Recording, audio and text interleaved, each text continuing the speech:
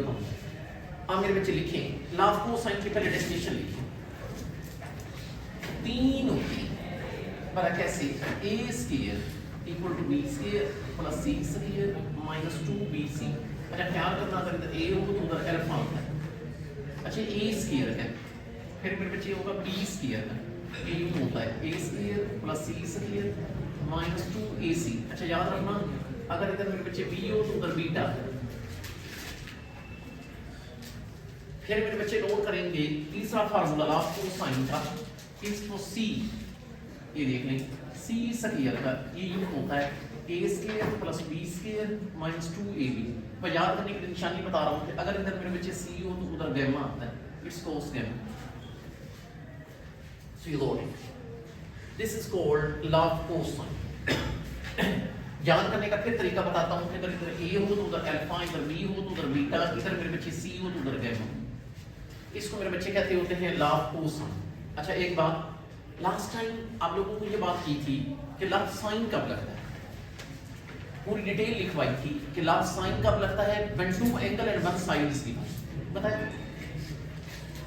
अब एक सोचने वाली बात है, क्वेश्चन को देख के आपको कैसे पता चलेगा कि इसमें लॉग कोसाइन लगाना है या कौन सा लॉ लगाना है। याद रखना लॉग कोसाइन तब लगता है जब दो साइड और one angle is given.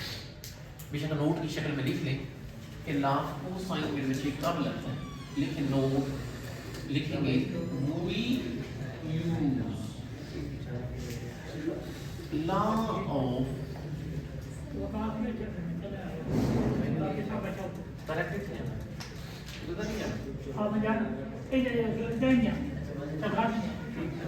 we use law of cosine,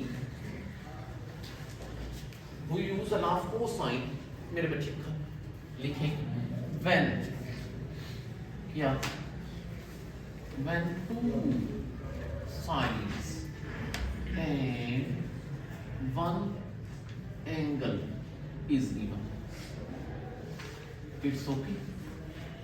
ये पेपर में पूछ भी लेता है कि when we use a law of cosine, तो आपने ये जवाब देना होता है।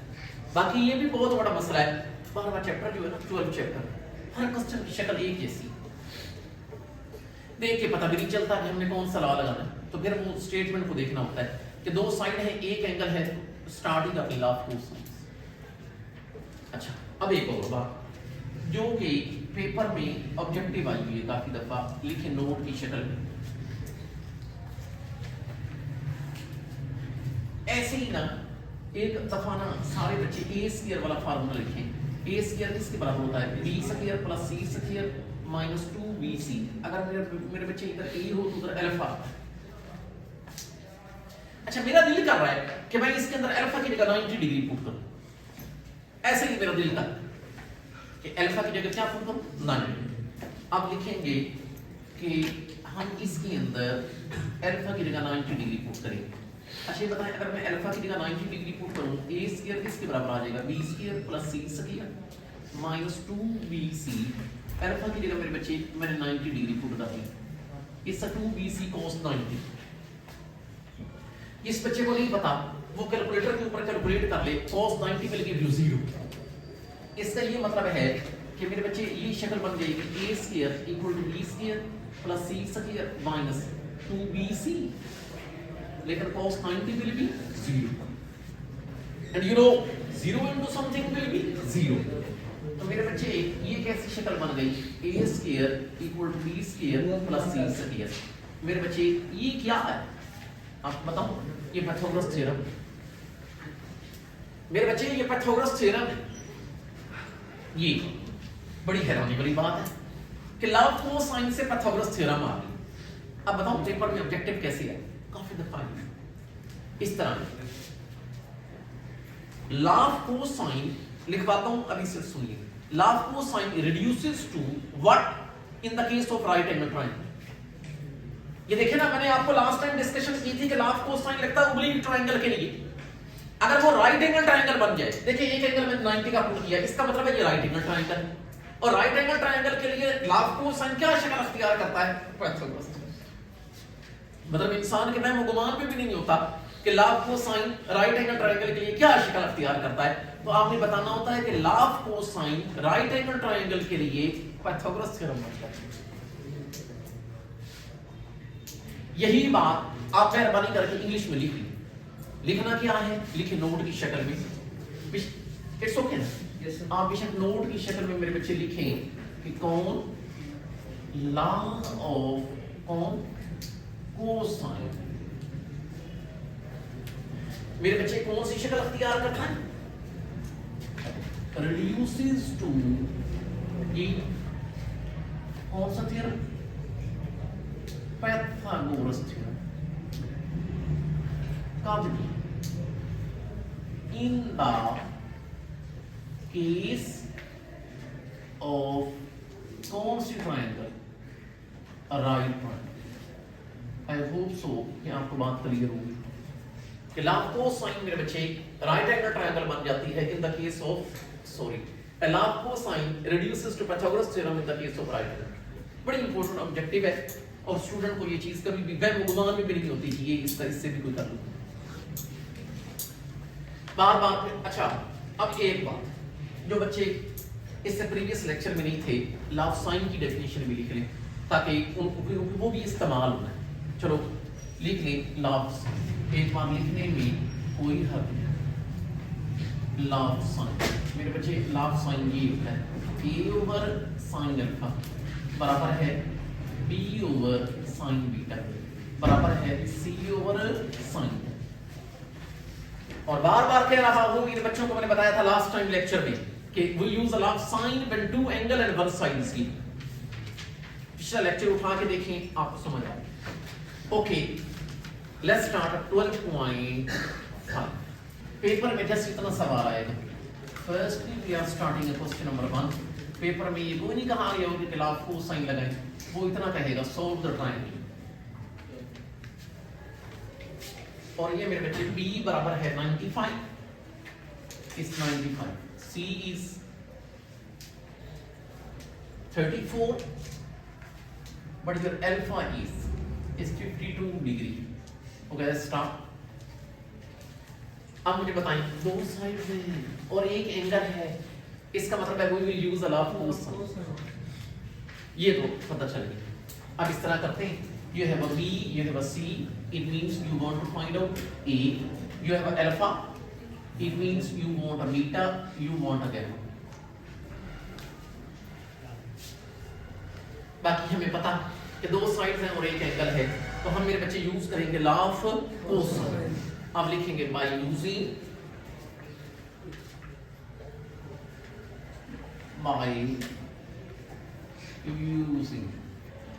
law of cosine। You wanna get a, it means formula will be a square। a चाहिए ना, तो a square वाला लगाएंगे। हाँ, a square मेरे बच्चे फार्मूला आपको पता, a square equal to b square plus c square minus 2bc। अगर इधर a हो तो उधर cos alpha, इधर मेरे बच्चे को पुट कर देंगे। b you know is the 95 is square, c you know it is 34 is square, minus 2, b is 95 while c is 34 is cos, what is alpha here, it is 52 degree। Simplify to get your answer। 95 square will be 9025, 34 square will be 1150, 1156। अच्छा, ये सारा multiply करके भी 3977.17 ये सारा। अब मेरे बच्चे ऐड करके और उसमें से वो चीज माइनस करके your answer will be means a square will be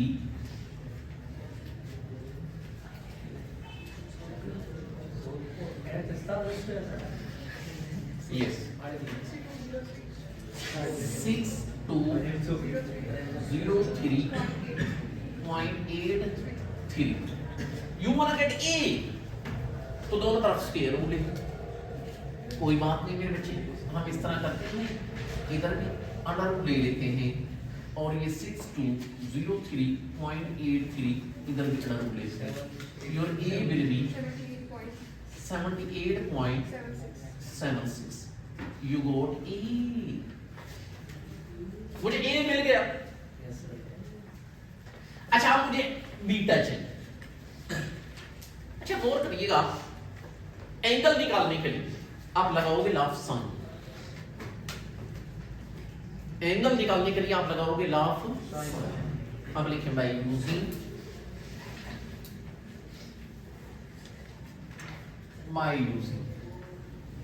law of sine. अच्छा अगर कोई बच्चा जिद कर देता है कि नहीं सर मैंने तो लगाना ही लॉ ऑफ कोसाइन है, आप लगा भी सकते हैं, नो इशू, नो इशू। भला कैसे? ये देखिए, अगर मैं ये फार्मूला लगा देता हूं, ये वाला बी स्क्वायर ए स्क्वायर सी स्क्वायर, मेरे पास बी है, मेरे पास सी है, मेरे पास ए है, हाँ अभी मुझे मिला, मतलब बी ए सी पुट करके cos बीटा निकलेगा, cos बीटा से बीटा।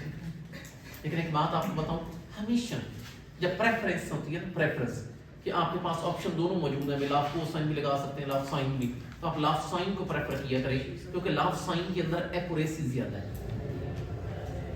लॉफ कोसाइन में एक्यूरेसी कम है। अब देखिए यहां पर मेरी मजबूरी थी क्योंकि दो साइड और एक साइड निकालने के लिए मजबूरी थी, मैं लॉफ साइन नहीं लगा सकता था, ठीक है ना। लेकिन अब मेरी मजबूरी खत्म हो गई है, मेरे पास ए है,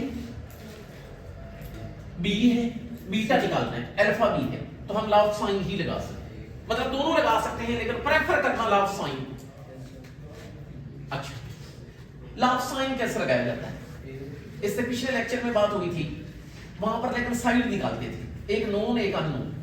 यहां पर मेरे पास है कौन? अल्फा, मुझे मालूम क्या करना है? बीटा। एक आप मेरे बच्चे वो वाला एंगल ले लो जो आपको पता है, जैसे ए ओवर साइन है, एक वो ले लो जो आपने मालूम करना है बी ओवर साइन, एक नोन एक अननोन। मुझे बीटा चाहिए, लेकिन बीटा कैसे मिलता है? पहले मेरे बच्चे एक काम करेंगे, इसकी चुप करके क्रॉस मल्टीप्लिकेशन कर लें, A sine beta B sine alpha, आई बना बेटा बीटा। लेकिन बीटा हासिल करने के लिए पहले मुझे साइन बीटा हासिल करना पड़ेगा। ये जो ए इधर मल्टीप्लाई हो रहा है उधर जाकर डिवाइड कर, इधर वैल्यूज पुट करोगे, you will be getting a beta, a sine beta. Inverse लेंगे, you will get a beta. ये देखिए, what is B here? It is 95 sin alpha, you know it is 52 degree divided by a was 78.76, so you will be getting a sin beta। अच्छा अब देखें, मुझे beta चाहिए, एक काम करते हैं, अगर मुझे बीटा चाहिए तो ये साइन पर जाकर साइन का क्या बन जाएगा? इनवर्स। इसका फिर इनवर्स भी ले लें, लेकिन हमेशा याद रखना अभी आप एंगल लिख रहे हैं तो it should be in degree. मेरे बच्चे डिग्री और ये मिनट्स आ। अच्छा अब देखिए, मेरे पास बीटा भी आ गया, अल्फा तो मेरे पास पहले ही है, अब मैं गैमा चाहता हूं, तो आपको पता है जब दो एंगल का पता हो तीसरा एंगल निकालना हो, आप फार्मूला मेरे बच्चे लगाते हैं, alpha plus beta plus gamma is equal to. अब लगाइए यहां पर alpha plus beta plus gamma equal 180, तो कोई बात नहीं, मुझे क्या चाहिए? Gamma, it will be 180 degree, मनफी अल्फा मनफी बीटा, 180 डिग्री। अच्छा अल्फा कौन है? 52 डिग्री, बीटा है 71 डिग्री एंड 48 मिनट्स। अच्छा ये आप माइनस करोगे 56 degree and it's 12 minute, so what you got a gamma, you got a gamma। So what we have done, we are able to solve whole triangle, we are able to solve whole triangle। how? We got the three sides, we got the three angle। ये देखें 1 2 इस third side, और यहाँ पे देखें पहला angle, ये मेरे बच्चे दूसरा एंगल, ये दूसरा एंगल और ये तीसरा। And what we have use here, we use here firstly law of cosine then law of sine। एक एग्जांपल भी है इस एक्सरसाइज, उसमें आप पाबंदी लगा देता है कि ये ट्रायंगल को सॉल्व करें first by using law of cosine then using law of sine. तो लेकिन हमने उसी ट्रेंड को वैसे फॉलो किया, हमने वैसे फॉलो शुरू की। Okay let's start here question number 2। I hope आप मेरे बच्चे लिखेंगे बात, फिर वही हम लिखेंगे कि सोल्व द ट्रायंगल। मेरे बच्चे हम ट्रायंगल को सोल्व करें। इसके अंदर a बराबर है इस a under root 3 minus 1. What is b? b here is under root 3 plus 1. What is gamma? Is 60 degree. Again note down कि दो साइड और एक एंगल है. इसका मतलब है डेफिनेट बात है हम लाफ कोसाइन यूज करेंगे, लेकिन हम पहले अपना पूरा डेटा बना लें. भला कैसे? We have a a, we have a b. इसका मतलब है हमें और क्या चाहिए? c. Third sine. We have gamma. इसका मतलब है अल्फा चाहिए और हमें बीटा चाहिए. अल्फा और बीटा चाहिए. अरे ऑब्वियस सी बात है, अगर दो साइड्स हैं और एक एंगल है तो हम यूज करते होते हैं लाफ कोसाइन. और नजर भी आ रहा है कि हमें c चाहिए, तो c स्क्वायर वाला फॉर्मूला लगाएंगे. अब लिखेंगे बाय यूजिंग क्या चीज? Law of cosine. What you have to do is c square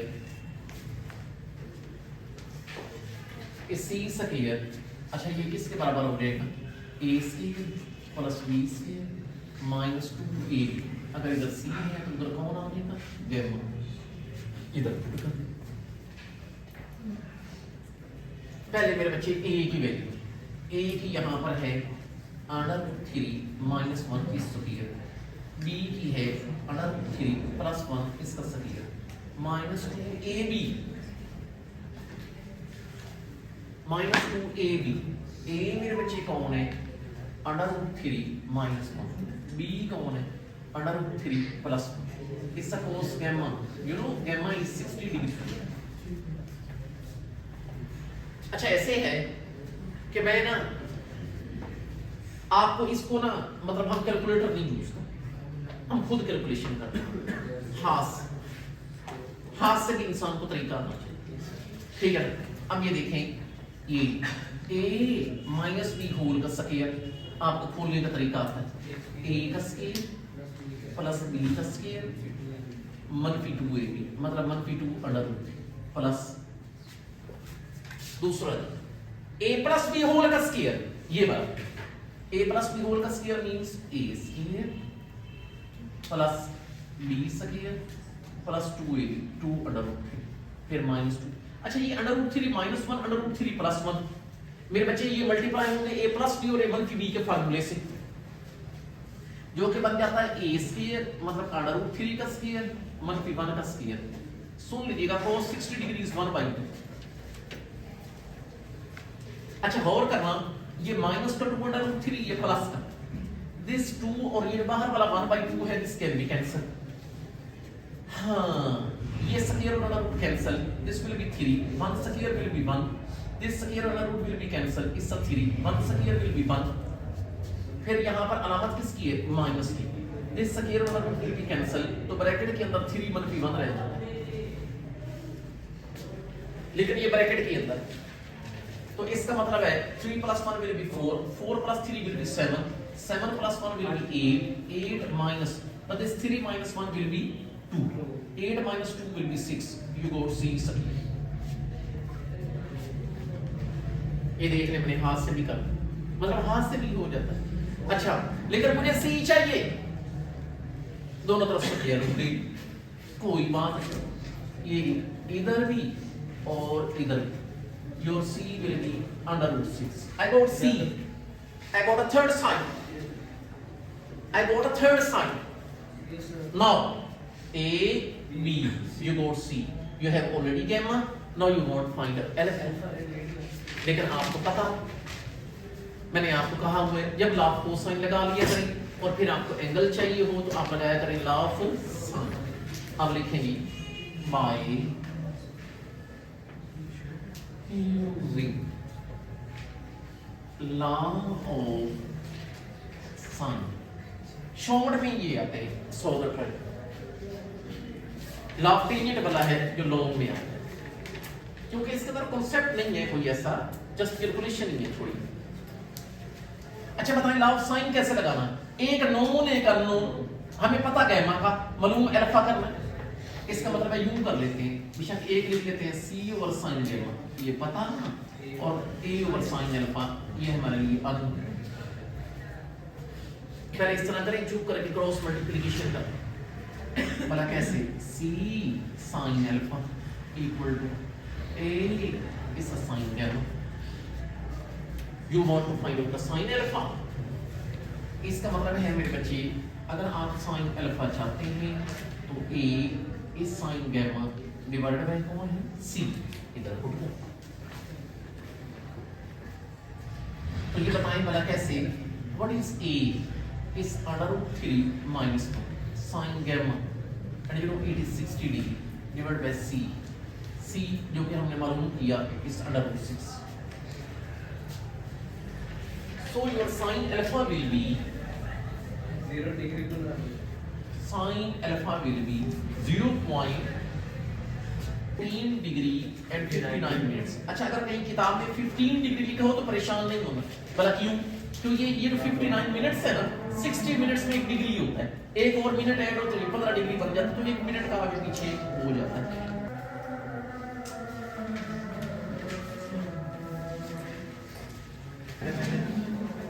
लिखेंगे what you have to solve the triangle। मेरे बच्चे ट्रायंगल को सोल्व करें। इस ए this is 7,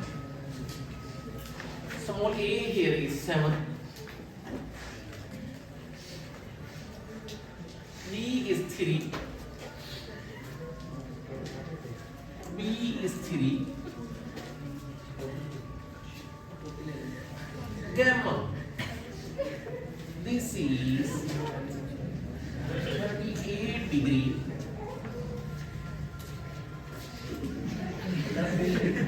and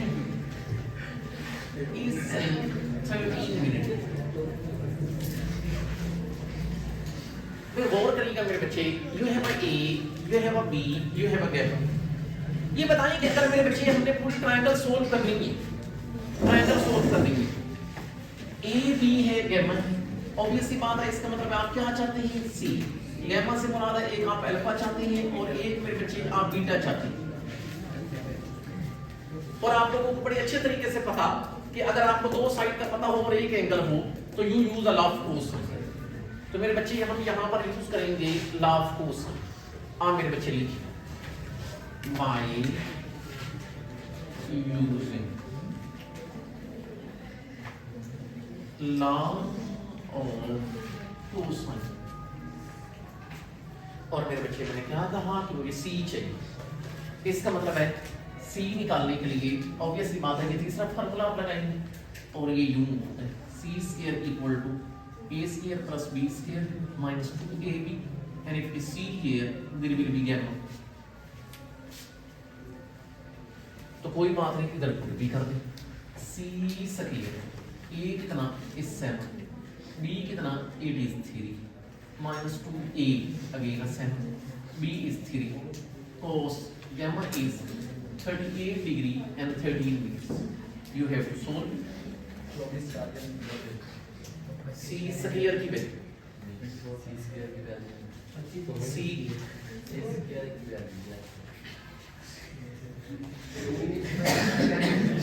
seven square will be 49, 3 square will be 9 minus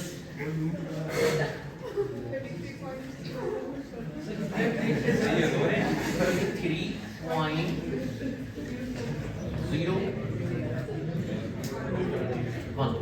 अच्छा, ये अगर मेरे बच्चे इनको ऐड करके, अच्छा बताएं सी स्क्वायर कैसे निकलेगा। C square will B